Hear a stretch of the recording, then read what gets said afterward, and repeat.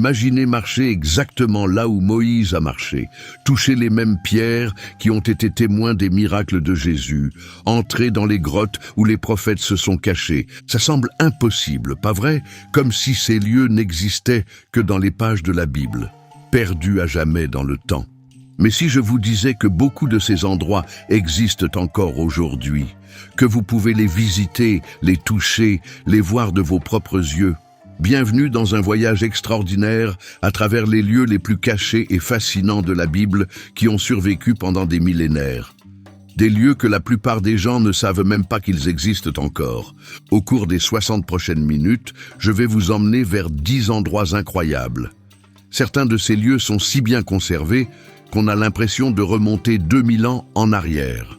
D'autres n'ont été découverts que récemment, réécrivant ce que nous pensions savoir sur la Bible. Préparez-vous à découvrir la ville engloutie où Jésus a accompli des miracles, le puits où l'on peut encore boire l'eau qui a étanché la soif d'Abraham, les grottes qui cachent les plus anciens secrets de la Bible et bien plus encore. Commençons cet incroyable voyage et croyez-moi, certains de ces endroits vont vous laisser sans voix. Notre première destination est cachée sous les eaux de la mer de Galilée. Et je ne parle pas de l'Atlantide. Je parle de Bethsaïda. Dans l'évangile de Jean, chapitre 1, verset 44, on lit « Philippe était de Bethsaïda, la ville d'André et de Pierre. » Bethsaïda, la ville natale de 3 apôtres, Pierre, André et Philippe. L'endroit où Jésus a guéri un aveugle, où il a nourri 5000 personnes avec 5 pains et 2 poissons.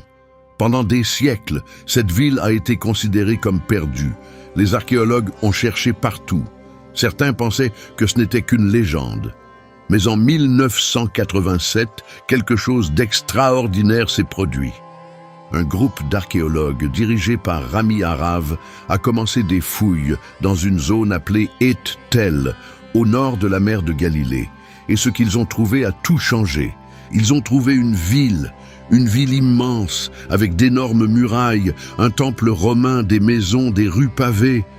Mais la découverte la plus incroyable, des pièces de monnaie et des inscriptions qui identifiaient le lieu de manière indiscutable, Bethsaïda Julias, la ville des apôtres.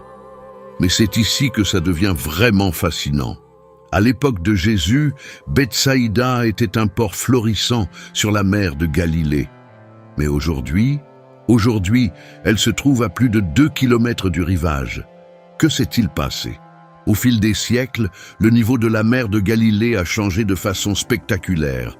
Tremblements de terre, sédimentation, changement climatique. Le littoral s'est déplacé et Bethsaïda est restée prisonnière des terres. Mais le plus incroyable, quand on fait des fouilles à Bethsaïda, on trouve tout. Les maisons où vivaient les familles de pêcheurs, le matériel de pêche, les filets. On peut littéralement marcher dans les mêmes rues que Pierre a parcourues avant de rencontrer Jésus. On peut voir le port où son bateau accostait. Les archéologues ont trouvé des ancres, des hameçons, des poids de filets, tout parfaitement conservé, comme si les pêcheurs venaient de partir. Et il y a un détail qui m'a toujours frappé.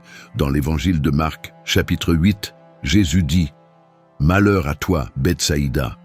Si les miracles accomplis chez toi avaient été accomplis à Tyr et à Sidon, elle se serait repentie depuis longtemps.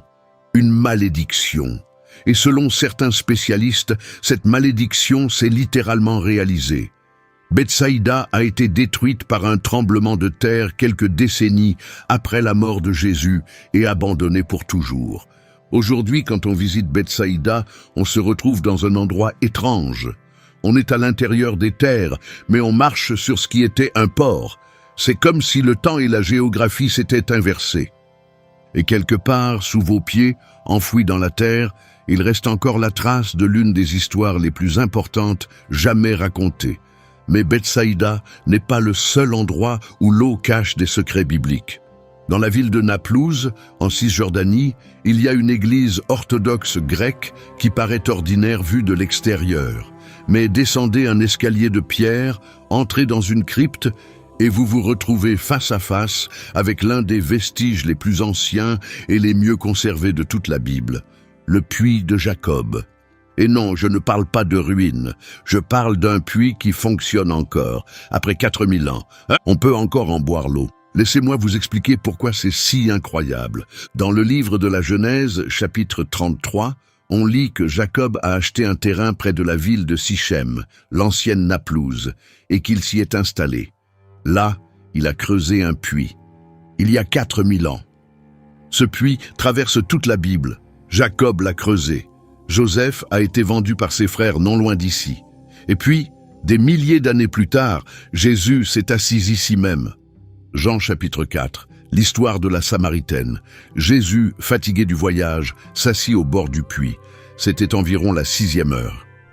Et c'est ici que l'une des conversations les plus profondes rapportées dans les évangiles a eu lieu. Jésus et une femme venus puiser de l'eau. Quiconque boit de cette eau aura encore soif, mais celui qui boira de l'eau que je lui donnerai n'aura plus jamais soif. Maintenant, voici ce qui rend cet endroit absolument unique. Premièrement, il fait 41 mètres de profondeur, creusé entièrement à la main dans la roche. Il a fallu des années, peut-être des décennies pour le terminer. Deuxièmement, c'est l'un des rares endroits mentionnés dans la Bible dont l'emplacement n'a jamais été contesté. Jamais. Pendant 4000 ans, les habitants ont toujours su exactement où il se trouvait. Des pèlerins du IVe siècle après Jésus-Christ le décrivent. Les croisés du Moyen-Âge le visitent. Des érudits ottomans le mentionnent. Tous confirment, c'est bien le puits. Troisièmement, l'eau de source qui remplit le puits est la même qui coulait il y a 4000 ans. Les études géologiques confirment que la nappe phréatique n'a pas changé. Donc, en théorie, quand vous buvez de ce puits, vous buvez la même eau que Jacob, Joseph et Jésus ont bu. C'est une capsule temporelle liquide. Mais il y a aussi une partie triste dans cette histoire. En 1979, un moine orthodoxe grec nommé Père Philouménos gardait le puits. Il supervisait la construction d'une nouvelle église au-dessus du site sacré. Le 29 novembre 1979, il a été assassiné par des extrémistes alors qu'il priait près du puits. Il avait 33 ans. Sa tombe se trouve juste là, à côté du puits. Les fidèles orthodoxes le considèrent comme un martyr. L'église qu'il était en train de construire a finalement été achevée en 2007. Il a fallu presque 30 ans. Mais aujourd'hui, quand on visite le puits de Jacob, on peut voir cette magnifique basilique qui le protège. On descend des escaliers de marbre, on entre dans la crypte, et là, entouré de lampes en argent et d'encens, se trouve l'ouverture du puits.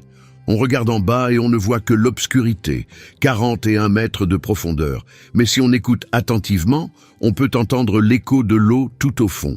La pierre circulaire autour de l'ouverture est usée. Des milliers de seaux, pendant des milliers d'années, ont creusé des sillons profonds dans la pierre.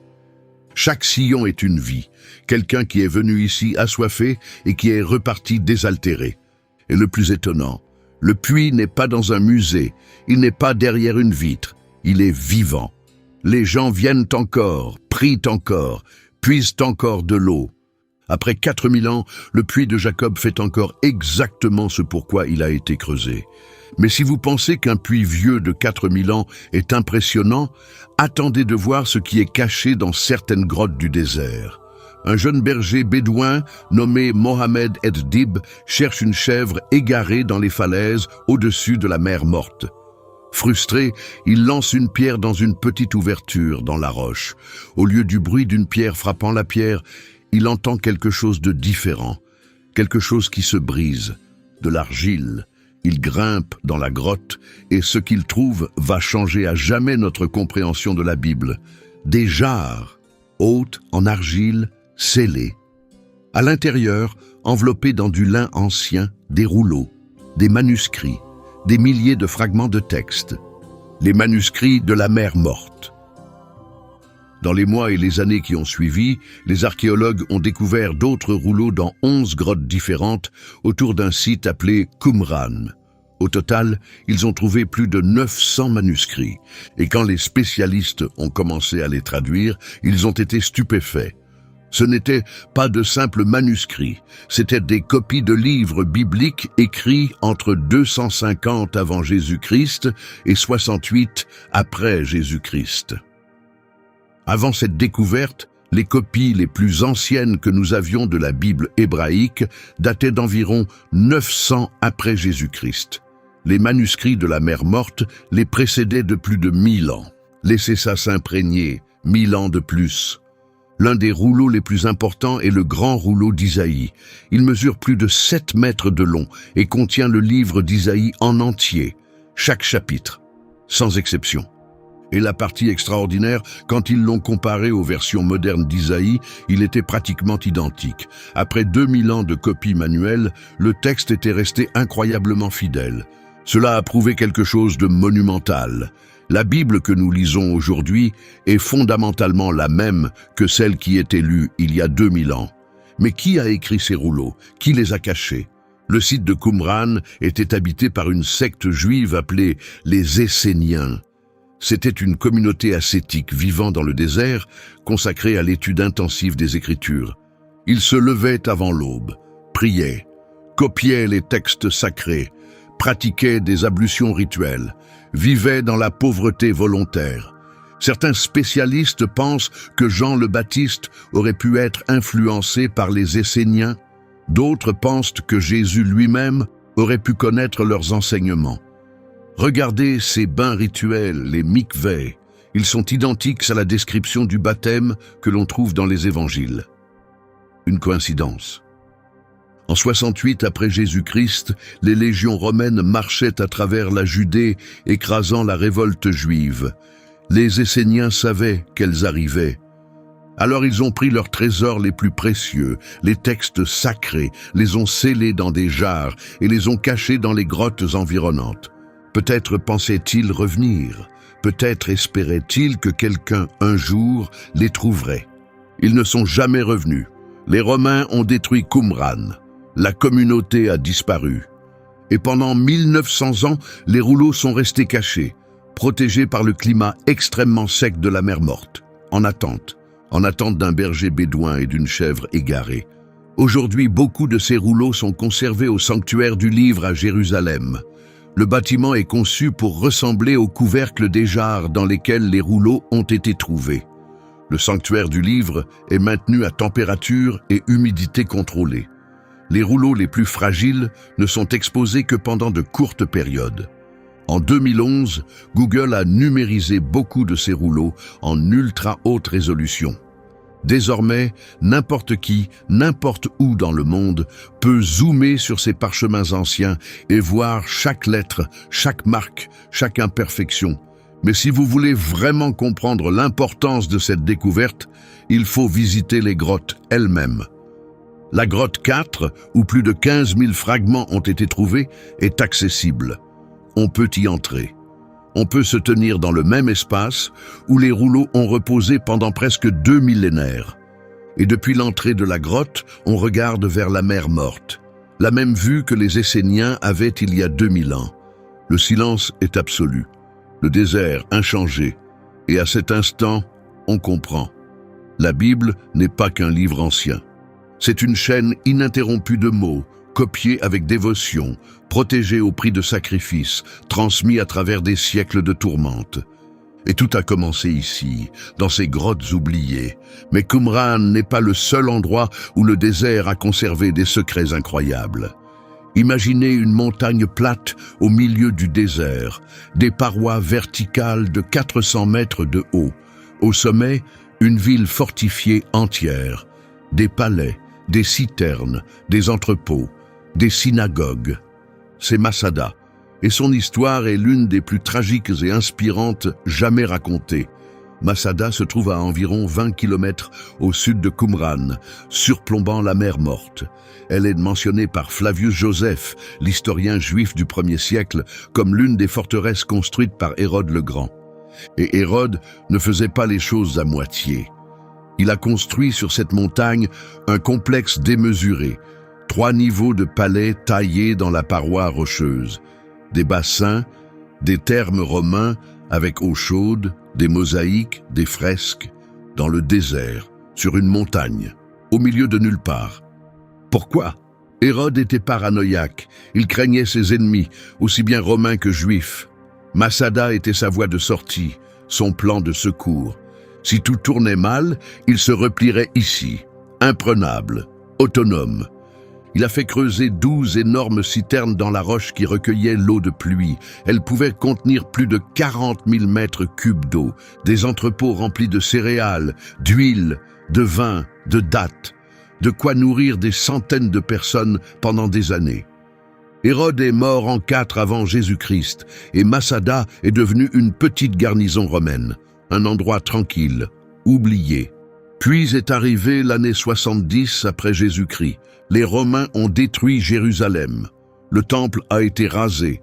La révolte juive écrasée. Mais un groupe de rebelles, appelé les Sicaires, a réussi à s'échapper. Où sont-ils allés? À Massada. Ils ont pris d'assaut la petite garnison romaine et se sont emparés de la forteresse. Environ 960 personnes, des hommes, des femmes, des enfants. Pendant 3 ans, ils ont vécu là.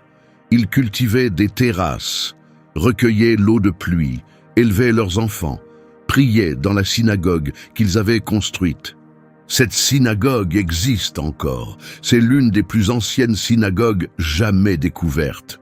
On peut voir le banc de pierre où les anciens s'asseyaient, le sol où ils priaient. Les archéologues ont trouvé des fragments de rouleaux bibliques, le Deutéronome, Ézéchiel, que les rebelles avaient emportés avec eux et qu'ils lisaient. Ils ont trouvé des ostracas, des tessons de poterie avec des noms écrits dessus, qui pourraient être les restes du tirage au sort final. Pourquoi un tirage au sort final? En 73 après Jésus-Christ, la 10e légion romaine est arrivée à Massada. 8000 soldats, commandés par le général Flavius Silva. Ils ont complètement encerclé la montagne, construit un mur de siège de 7 km de long. On peut encore en voir les fondations. Ils ont construit 8 camps fortifiés et puis ils ont commencé à bâtir une rampe géante de terre et de pierre, droit vers le sommet de la montagne. Des milliers d'esclaves, probablement des prisonniers juifs, forcés de construire la rampe qui mènerait à la destruction de leurs frères. Cela a pris des mois, peut-être 1 an. Les défenseurs de Massada regardaient, impuissants, la rampe grandir, mètre après mètre. Ils savaient ce qui allait arriver. Quand la rampe a été achevée, les Romains ont hissé un bélier. Ils ont percé la première muraille. Les défenseurs ont rapidement construit une seconde muraille de bois et de terre. Les Romains y ont mis le feu. C'était la nuit précédant l'assaut final. Tous les habitants de Massada savaient que le lendemain, les Romains entreraient. Et c'est là que quelque chose d'extraordinaire et de tragique se produit. Leur chef, Éléazar ben Yaïr, a rassemblé tout le monde et il a parlé. Flavius Joseph a rapporté ces paroles.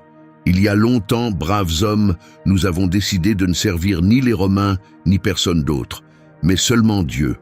Le moment est venu de prouver notre détermination. Ne nous laissons pas prendre vivants. Ils ont choisi le suicide collectif, mais selon la loi juive, le suicide est interdit. Alors, ils ont mis au point un plan. Chaque homme tuerait sa propre famille. Ensuite, 10 hommes seraient désignés pour tuer tous les autres. Enfin, l'un de ces 10, choisi par tirage au sort, tuerait les 9 derniers, puis se donnerait la mort. Ces ostracas que les archéologues ont trouvés, certains spécialistes pensent que ce sont les lots utilisés pour ce dernier tirage. L'un porte le nom de Ben Yaïr, Éléazar, le chef. À l'aube, les soldats romains ont gravi la rampe, enfoncé les portes, prêts pour la bataille finale. Et ils ont trouvé le silence. 960 corps. Ordonnés, composés, les entrepôts intacts pour prouver qu'ils ne s'étaient pas rendus par la faim. Le feu maîtrisé. Ils n'avaient brûlé que ce qui avait de la valeur. Ils ne voulaient pas que les Romains s'en emparent. Flavius Joseph écrit que 2 femmes et 5 enfants se sont cachés dans une citerne et ont survécu. Ce sont eux qui ont raconté ce qui s'est passé cette nuit-là. Aujourd'hui, Massada est l'un des sites archéologiques les plus visités d'Israël. C'est un site classé au patrimoine mondial de l'UNESCO. C'est un symbole. Les nouvelles recrues de l'armée israélienne prêtent parfois serment au sommet de Massada en criant « Massada ne tombera plus jamais ». Les palais d'Hérode ont été partiellement restaurés. On peut voir les thermes romains, les salles ornées de fresques, les mosaïques géométriques incroyablement bien conservées. On peut entrer dans les énormes citernes taillées dans la roche, marcher dans les mêmes couloirs où des familles se sont réfugiées. Mais le plus fort, monter là-haut à l'aube, regarder le soleil se lever au-dessus de la mer morte, voir les 8 camps romains en contrebas, encore visibles après 2000 ans. Regarder cette rampe, une cicatrice permanente sur la montagne, et réaliser, ce n'est pas juste de l'histoire ancienne. C'est l'histoire de gens qui ont choisi la liberté par-dessus tout, qui ont choisi de mourir debout plutôt que de vivre à genoux. Flavius Joseph termine son récit de Massada par ces mots « Les Romains ne purent qu'admirer le noble courage de leur résolution ». Même les ennemis étaient impressionnés. D'une montagne de tragédie et de courage, nous voyageons maintenant vers une cité cachée dans la roche. Vous marchez dans un canyon si étroit que les parois semblent se toucher au-dessus de votre tête. 80 mètres de roches roses et dorées se dressent au-dessus de vous. Le soleil filtre à peine. Vous marchez, et vous marchez encore. Puis, à travers une ouverture étroite devant vous, vous apercevez quelque chose. Un éclat, des colonnes, des détails sculptés. Et soudain, le canyon s'ouvre, et vous vous retrouvez face à face avec l'une des merveilles du monde antique, le trésor de Pétra. 40 mètres de haut, 25 de large, entièrement sculpté dans la façade d'une montagne de grès rose. Et ça, ce n'est que l'entrée. Pétra s'étend sur 250 km². Il y a plus de 800 monuments sculptés, des temples, des tombeaux, des théâtres, une ville entière, cachée dans le désert pendant des siècles considérée comme perdue. Mais Pétra n'est pas mentionnée dans la Bible sous ce nom, elle est déguisée. Dans la Bible, cette région s'appelle Édom. Les habitants, les Édomites, descendants d'Ésaü, le frère de Jacob. Genèse 36. Ésaü, c'est-à-dire Édom, s'établit dans la montagne de Séhir. Le prophète Abdias a écrit une prophétie entière contre Édom.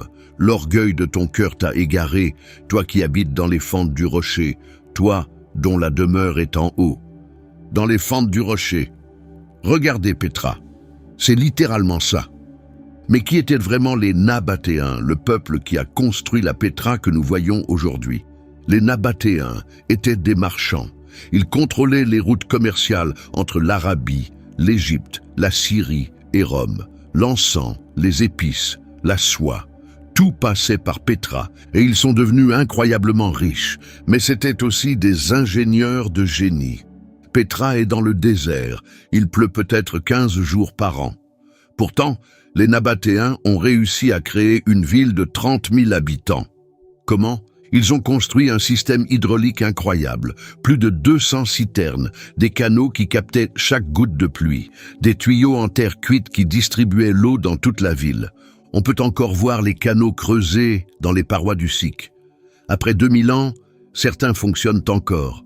Mais revenons au trésor. Qui l'a construit et pourquoi? Contrairement à son nom, ce n'était pas un trésor, c'est un tombeau. Probablement celui du roi nabatéen Arétas IV, qui a régné de 9 avant Jésus-Christ à 40 après Jésus-Christ. Exactement, il était en vie à l'époque de Jésus. D'ailleurs, dans le Nouveau Testament, 2 Corinthiens 11:32, Paul écrit à Damas, le gouverneur sous le roi Arétas. Ce même Arétas, roi de Pétra. L'architecture est une fusion incroyable. Des éléments grecs, romains, orientaux, des colonnes corinthiennes, des urnes nabatéennes, des divinités hellénistiques. Mais le trésor n'est que le début. On avance et on réalise. La ville entière est sculptée. Au sommet de la montagne se trouve le monastère, Ad-Deir, encore plus grand que le trésor. 50 mètres de large, 45 de haut.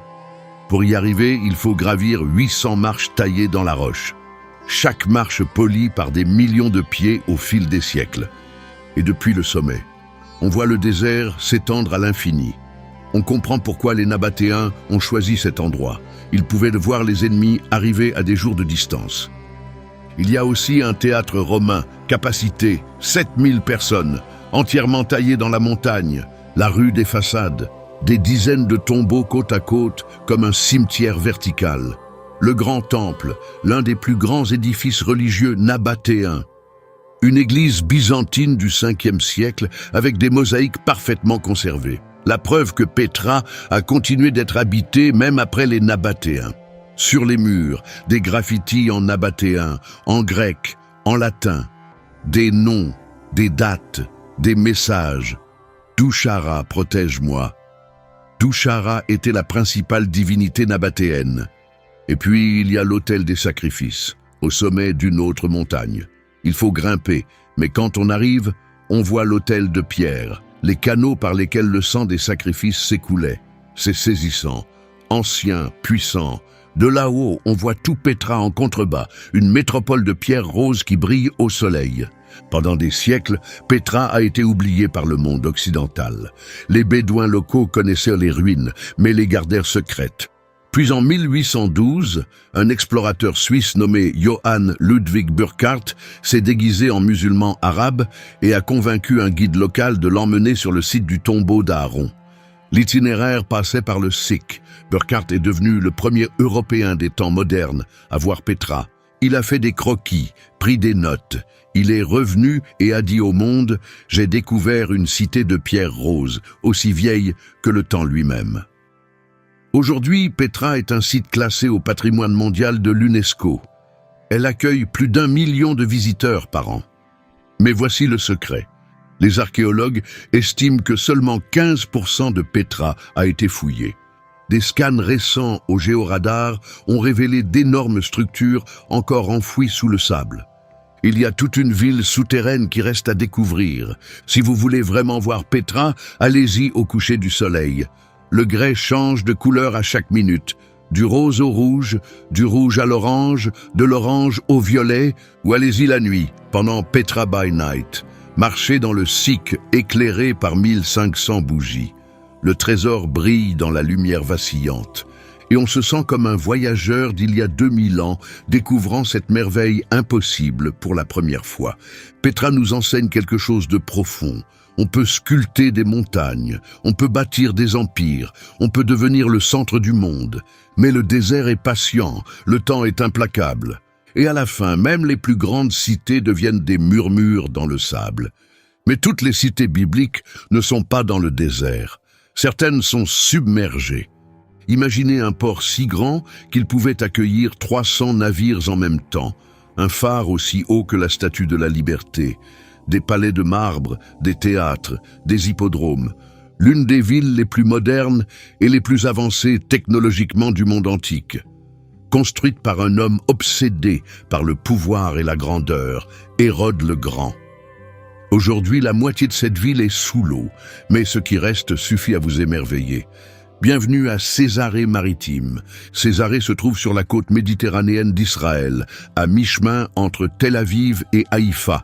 Son nom complet était Césarée-Maritime, Césarée sur la mer. Hérode l'a nommé en l'honneur de son maître, César Auguste, empereur de Rome. Hérode était un homme complexe. Dans la Bible, il est connu comme le roi qui a voulu tuer l'enfant Jésus en ordonnant le massacre des innocents à Bethléem. Mais c'était aussi un bâtisseur de génie. Massada, l'Hérodion, la reconstruction du temple de Jérusalem, et Césarée, son chef-d'œuvre. Le port de Césarée était un exploit d'ingénierie impossible. Le problème, la côte était complètement rectiligne, pas de port naturel, pas de baie protégée. La solution d'Hérode, construire un port artificiel à partir de rien. Il a utilisé une technologie révolutionnaire, le béton hydraulique. Ils ont mélangé de la cendre volcanique, de la pouzzolane, importée d'Italie, avec de la chaux. Ils ont construit d'énormes caissons, des coffres en bois, les ont remplis de béton et les ont coulés dans la mer pour créer des digues massives. Aujourd'hui, les archéologues sous-marins continuent d'explorer les ruines submergées. Et ce qu'ils ont découvert est incroyable. Le béton romain de Césarée s'est en fait renforcé au fil des siècles. L'eau de mer a réagi chimiquement avec la cendre volcanique. créant des cristaux qui ont rendu le matériau encore plus solide. Notre béton moderne se détériore dans l'eau salée, le leur se renforce. Ils avaient compris quelque chose que nous avons oublié. Mais Césarée n'est pas célèbre uniquement pour son ingénierie. Elle est essentielle dans l'histoire du christianisme primitif. Actes des Apôtres, chapitre 10. Pierre a une vision à Joppé. Dieu lui dit d'aller à Césarée, dans la maison d'un centurion romain nommé Corneille.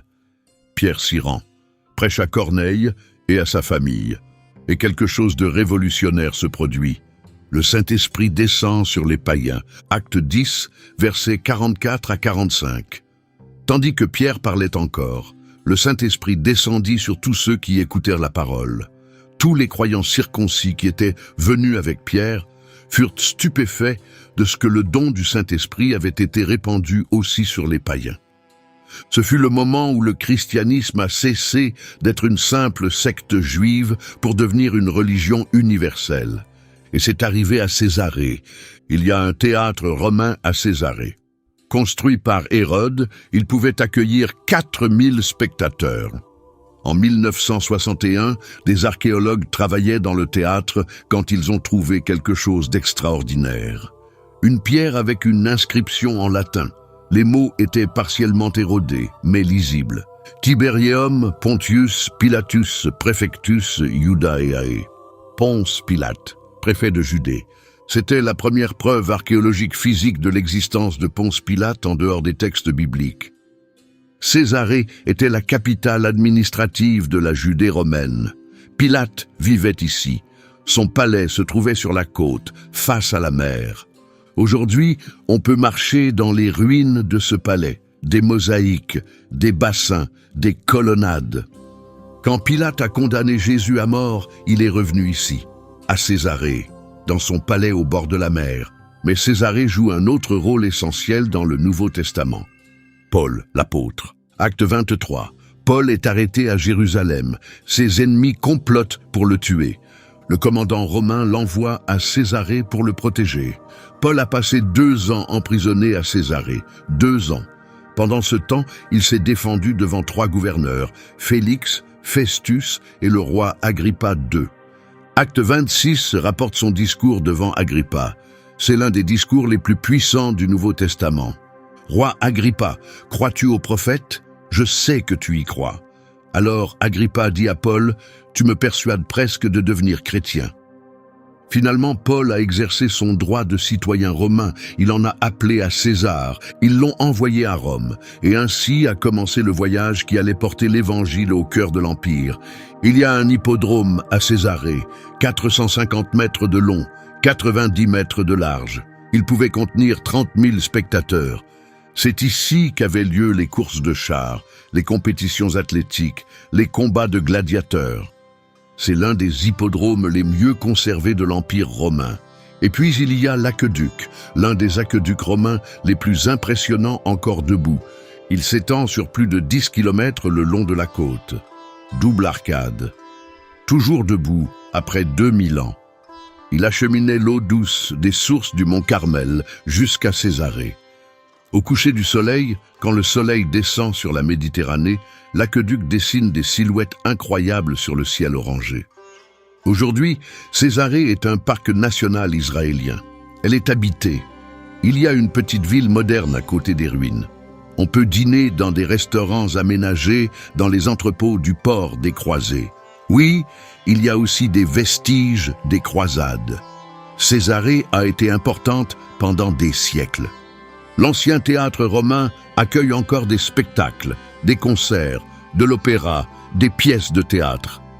Imaginez être assis dans un théâtre vieux de 2000 ans où Paul a peut-être marché et écouté de la musique pendant que le soleil se couche sur la Méditerranée. Mais pour l'expérience ultime, plongée, le parc marin de Césarée propose des plongées guidées parmi les ruines submergées du port. On nage parmi des colonnes tombées, des mosaïques englouties, des statues, la digue d'Hérode. C'est surréaliste, silencieux, comme nager à travers l'histoire. Césarée nous enseigne quelque chose. L'empire le plus puissant du monde a construit sa capitale ici. Il dominait la Méditerranée. Mais c'est ici qu'un prédicateur juif emprisonné, Paul, a prononcé des paroles qui allaient changer le monde plus que n'importe quel empereur. Les palais se sont écroulés, l'empire est tombé, mais ces paroles vivent encore. De la côte méditerranéenne, nous voyageons maintenant vers l'intérieur des terres, vers l'une des découvertes archéologiques les plus surprenantes de ces dernières années. Dans le nord d'Israël, près de la frontière libanaise, il y a une oasis incroyablement verdoyante. Des arbres immenses, des eaux cristallines, des oiseaux partout. C'est comme un morceau de paradis oublié dans le désert du Moyen-Orient, et enfoui dans cette oasis se trouve quelque chose d'extraordinaire. Quelque chose qui vous permet littéralement de marcher là où Abraham a marché.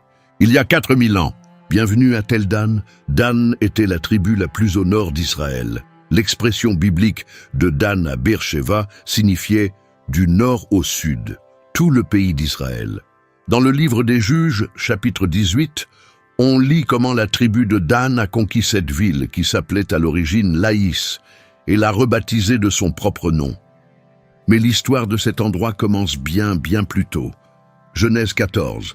Abraham apprend que son neveu Lot a été capturé par 4 rois envahisseurs. Que fait-il? Il prend 318 hommes entraînés et les poursuit. Verset 14. Quand Abraham apprit que son parent avait été fait prisonnier, il arma ses serviteurs entraînés, nés dans sa maison, au nombre de 318, et les poursuivit jusqu'à Dan. Dan. Abraham est allé jusqu'à Dan. En 1979, un archéologue israélien nommé Avraham Biran faisait des fouilles à Tel Dan quand son équipe a découvert quelque chose d'incroyable. Une porte, un arc monumental en briques de terre crue, pas n'importe quelle porte, une porte parfaitement conservée. L'arc était intact, la structure solide. Et quand ils l'ont daté au carbone 14, environ 1750 avant Jésus-Christ, exactement la période d'Abraham. C'était la porte principale de la ville de Laïs. Toute personne qui entrait ou sortait de la ville devait passer sous cet arc. Quand Abraham a poursuivi ses rois jusqu'à Dan, c'est la porte qu'il a franchie, pas une porte comme celle-ci. Cette porte, ces briques, cet arc. On peut encore voir les traces d'usure sur les briques, des milliers de pieds. Pendant des siècles, passant et repassant. Et le plus étonnant, on peut la traverser aussi. La porte est ouverte, elle est accessible. On peut marcher sous le même arc qu'Abraham a emprunté il y a 4000 ans. Mais Tel Dan a bien plus à offrir. Il y a un autel, énorme, fait de pierres taillées. Premier livre des rois, chapitre 12. Après la mort de Salomon, le royaume se divise. Jéroboam devient roi du royaume du Nord, Israël. Mais il a un problème. Le temple se trouve à Jérusalem, dans le royaume du Sud, Juda. Si ses sujets continuent d'aller à Jérusalem pour prier, ils risquent de revenir fidèles au roi du Sud. La solution de Jéroboam, versets 28 à 29. Après avoir pris conseil, le roi fit 2 veaux d'or et dit au peuple, « C'est trop pour vous de monter à Jérusalem. Voici tes dieux, ô Israël, qui t'ont fait sortir du pays d'Égypte. » Il plaça l'un à Béthel et mit l'autre à Dan. C'est cet autel, l'autel où Jéroboam a érigé le veau d'or, un péché qui allait hanter le royaume du Nord pendant toute son existence. Dans les livres des rois, presque chaque roi du Nord est décrit comme marchant dans la voie de Jéroboam, fils de Nébat, qui avait fait pécher Israël. Tout a commencé ici, mais en 1993, Tel Dan a offert au monde quelque chose d'encore plus monumental. Une archéologue nommée Gila Cook nettoyait des débris quand elle a remarqué quelque chose. Une pierre avec des inscriptions. Pas n'importe quelle inscription. Une inscription en araméen ancien, datée du 9e siècle avant Jésus-Christ. Et elle contenait une expression qui a fait bondir le cœur des spécialistes de la Bible dans le monde entier. BTWD, maison de David. C'était la première fois que le nom de David apparaissait dans une inscription archéologique en dehors de la Bible. Pendant des décennies, des chercheurs sceptiques avaient soutenu que David n'était peut-être qu'un personnage de légende. Il n'y avait aucune preuve de son existence en dehors de la Bible. Cette stèle en a fourni une. L'inscription complète semble être la commémoration d'une victoire militaire d'un roi araméen sur le roi d'Israël et le roi de la maison de David. Elle fait probablement référence aux guerres entre Israël et Aram, la Syrie, au IXe siècle avant Jésus-Christ, décrite dans le premier et le deuxième livre des rois. Aujourd'hui, la stèle de Tel Dan est conservée au musée d'Israël à Jérusalem. C'est l'un des objets les plus précieux qu'il possède. Mais en revenant à Tel Dan lui-même, l'une des raisons pour lesquelles cet endroit était si important, c'est l'eau. La rivière Dan est l'une des 3 sources qui forment le Jourdain, de l'eau froide et pure provenant de la fonte des neiges du mont Hermon. Aujourd'hui, le parc national de Tel Dan est autant une réserve naturelle qu'un site archéologique. On peut se promener sur des sentiers ombragés, écouter le murmure de l'eau, voir des tortues, des loutres, des centaines d'espèces d'oiseaux. Et de temps en temps, entre les arbres, on aperçoit des ruines, un mur, une tour, des marches, des millénaires d'histoire mêlées à la nature. Le centre d'accueil possède une collection incroyable, de la poterie, des armes, des bijoux, tout trouvé à Tel Dan. Il y a une maquette montrant à quoi ressemblait la ville. Des murailles massives, des tours, le système de défense était impressionnant. Et le système hydraulique, des canaux sophistiqués, des citernes, le tout conçu pour tirer le meilleur parti des ressources en eau abondante. Mais quel est le meilleur moment pour visiter Tel Dan? En fin d'après-midi. La lumière du soleil filtre à travers les feuilles. L'air est frais. Le bruit de l'eau est partout. On s'approche de la porte d'Abraham. On s'arrête. 4000 ans d'histoire sous nos pieds, sous nos mains si on touche ces briques, et on réalise, Abraham n'est pas qu'une histoire, David n'est pas qu'une légende. Ils sont réels, ils ont foulé cette terre, franchi cette porte, construit ces autels. Et les preuves sont là, solides, tangibles, impossibles à nier. D'un lieu de patriarches et de rois, nous voyageons maintenant vers l'un des sites les plus controversés et les plus importants de l'histoire biblique. Il existe un endroit sur terre où 3 religions se rencontrent, où l'histoire, la foi et la politique s'affrontent chaque jour. Un lieu si sacré que des millions de personnes prient en se tournant vers lui, et si contesté qu'une seule étincelle pourrait déclencher une guerre, le mont du Temple. Haram al-Sharif pour les musulmans, Har Habayit pour les juifs. 14 hectares de pierres d'histoire et de foi au cœur de Jérusalem. L'histoire commence avec Abraham, Genèse 22. Dieu dit à Abraham, « Prends ton fils unique Isaac, celui que tu aimes, et va au pays de Morija, et là offre-le en holocauste sur l'une des montagnes que je te dirai. » Le mont Morija. La tradition identifie ce lieu au futur emplacement du temple de Jérusalem. Abraham est sur le point de sacrifier Isaac quand un ange l'arrête. Abraham lève les yeux et voit un bélier pris dans un buisson. Il sacrifie le bélier à la place de son fils. Et il appelle cet endroit Jéhovah Jiré, l'Éternel pourvoira. 1000 ans plus tard, le roi David conquiert Jérusalem. Deuxième livre de Samuel, chapitre 24. David achète une aire de battage à un homme nommé Aravna le Jébusien. Sur cette aire, il construit un autel à Dieu. Cette aire de battage, elle se trouvait sur le mont Morija. David veut construire un temple à Dieu, mais Dieu lui dit « Non, tu es un homme de guerre. C'est ton fils qui le construira. » Et son fils Salomon l'a fait. Premier livre des rois, chapitres 6 et 7, le temple de Salomon. 7 ans de construction, de l'or, du cèdre, des pierres taillées. Le Saint des Saints, la pièce la plus intérieure, contenait l'Arche d'Alliance. Une fois par an, le jour du Grand Pardon, le grand prêtre entrait dans cette pièce. C'était l'endroit où le ciel touchait la terre. En 586 avant Jésus-Christ, les Babyloniens ont détruit Jérusalem. Le temple a été brûlé, l'arche a disparu. Elle n'a jamais été retrouvée. 70 ans plus tard, les exilés sont revenus. Ils ont reconstruit le temple. Il était plus modeste que le premier, mais il restait le centre de la vie juive. Puis est arrivé Hérode le Grand. En 20 avant Jésus-Christ, il a lancé un projet de rénovation colossale. Il a agrandi la plateforme du mont. construit des murs de soutènement gigantesques. Ces murs existent encore. Le plus célèbre est le mur occidental, le Kotel, le mur des lamentations. Certaines pierres pèsent plus de 400 tonnes. Les déplacer, même avec la technologie moderne, serait difficile. Comment ont-ils fait il y a 2000 ans? C'est encore un mystère aujourd'hui. Le temple d'Hérode était éblouissant, marbre blanc et or, visible à des kilomètres. Les disciples de Jésus, en le voyant, ont dit « Maître, regarde quelle pierre et quel bâtiment !» Et Jésus a répondu « Tu vois ces grandes constructions? Il ne restera pas pierre sur pierre qui ne soit renversée. » En 70 après Jésus-Christ, les Romains ont assiégé Jérusalem. Flavius Joseph rapporte que le général Titus avait d'abord ordonné d'épargner le temple, mais un soldat romain a lancé une torche enflammée par une fenêtre. Le temple a pris feu, l'or dans les murs et le toit a fondu, coulant entre les pierres. Les soldats romains ont démantelé le temple pierre par pierre pour récupérer l'or.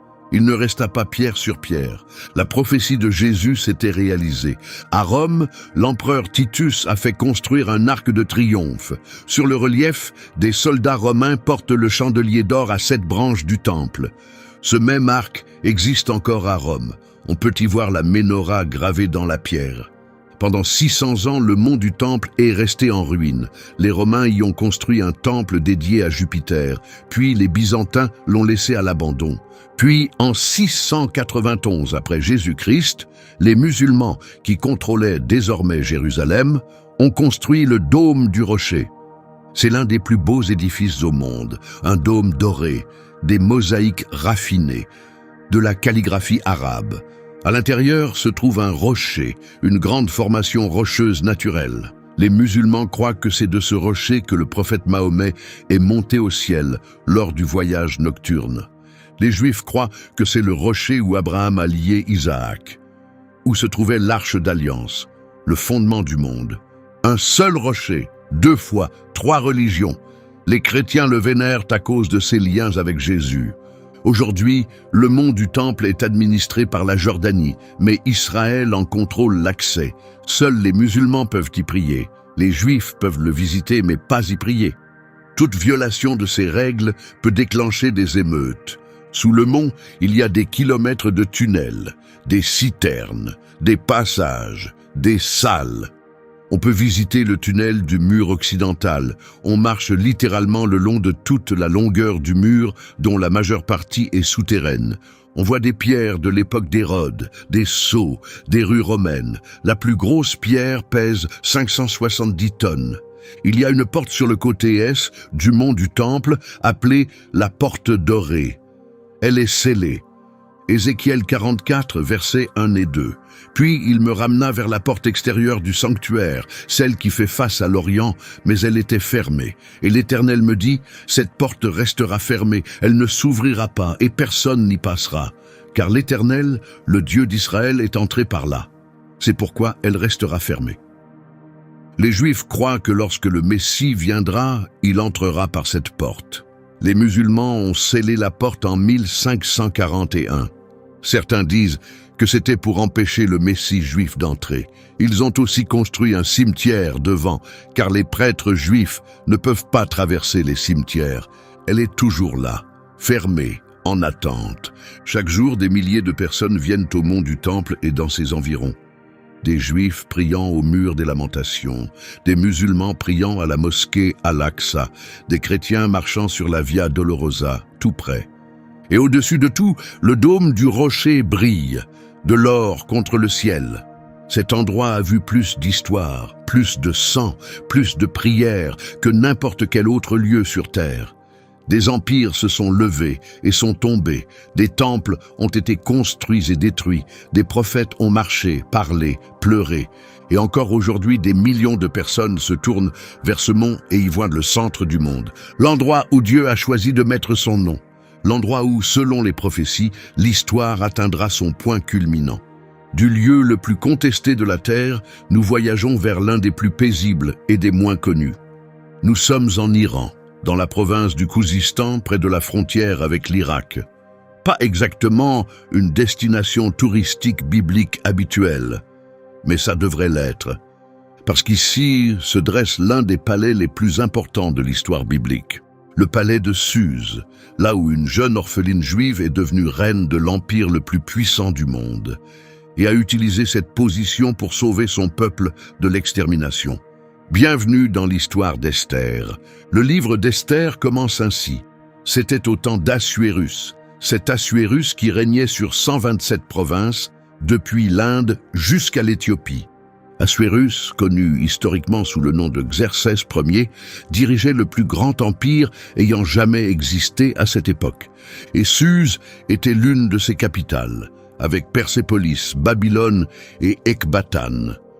Le palais était spectaculaire, des colonnes de 20 mètres de haut, des salles au toit soutenues par des forêts de colonnes, des jardins suspendus, des portes décorées de taureaux ailés. Esther chapitre 1 verset 6 décrit « Des tentures blanches et bleues étaient attachées par des cordons de fin lin et de pourpre à des anneaux d'argent et à des colonnes de marbre. Des lits d'or et d'argent reposaient sur un pavement de porphyre, de marbre, de nacre et de pierre noire. » Les archéologues fouillent Suse depuis 1850. Et ce qu'ils ont trouvé confirme de manière remarquable les descriptions bibliques. Des chapiteaux de colonnes exactement tels que décrits, des fragments de décoration en lapis-lazuli, en or, en ivoire, des tablettes mentionnant Suse la capitale, tout comme dans le livre d'Esther. L'histoire que tout le monde connaît, le roi Assuérus bannit la reine Vashti pour insubordination. Il organise un concours de beauté pour trouver une nouvelle reine.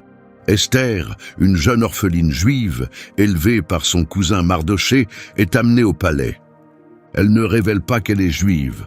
Le roi tombe amoureux d'elle, il fait d'elle la reine, puis entre en scène Aman, le second personnage de l'Empire. Il déteste les Juifs, et surtout Mardoché qui refuse de se prosterner devant lui.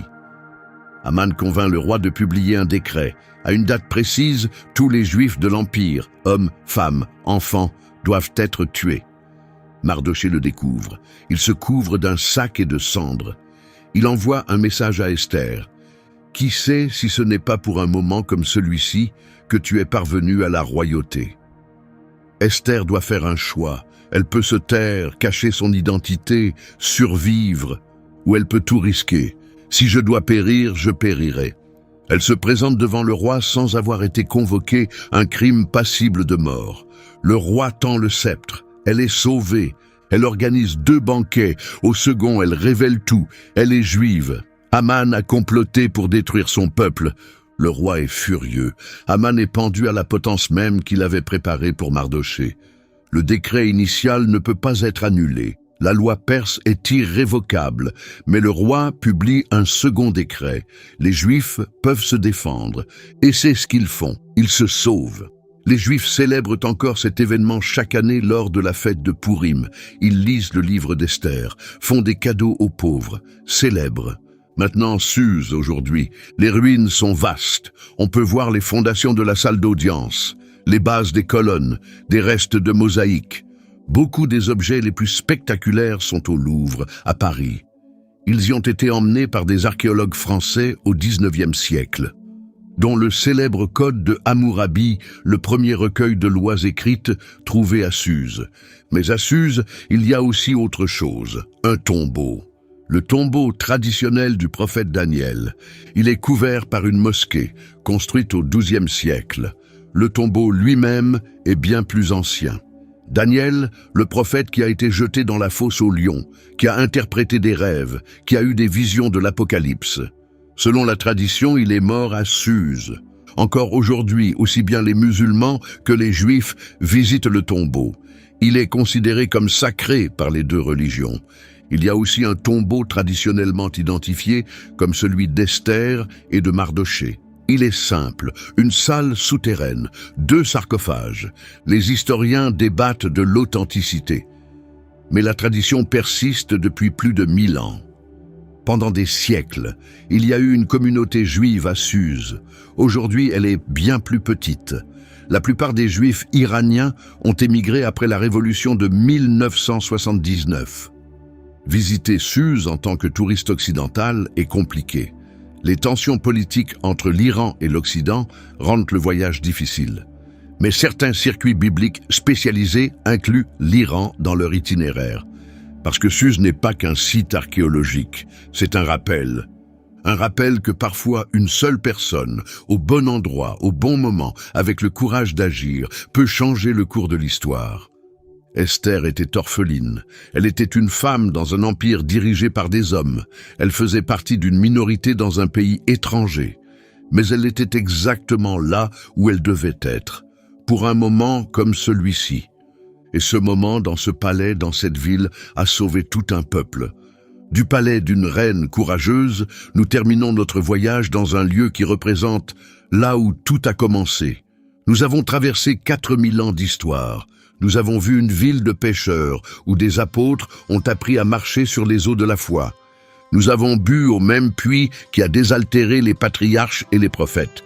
Nous avons découvert comment les paroles de la Bible ont été préservées, cachées, protégées à travers les siècles.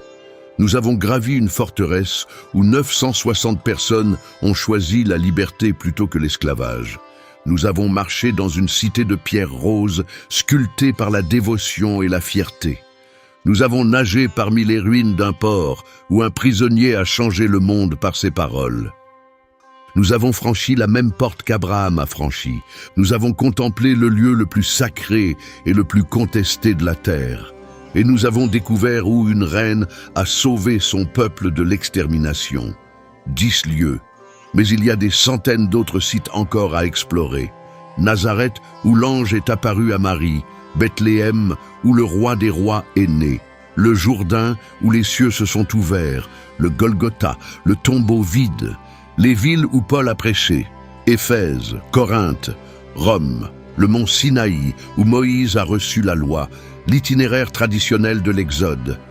La Bible n'est pas qu'un livre, c'est une carte, un guide vers des lieux réels, des événements réels, des personnes réelles.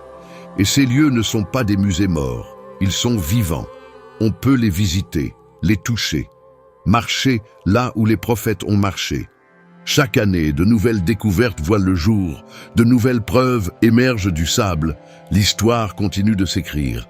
Et peut-être, juste peut-être, la prochaine grande découverte attend juste sous nos pieds. Merci de m'avoir accompagné à travers ces lieux incroyables. Si vous avez aimé cette vidéo, laissez un pouce en l'air. Abonnez-vous pour plus de contenu sur la Bible et l'archéologie. Et dites-moi en commentaire, lequel de ces lieux aimeriez-vous le plus visiter? Y a-t-il un site biblique que vous aimeriez que j'explore dans une prochaine vidéo? À la prochaine aventure. Shalom.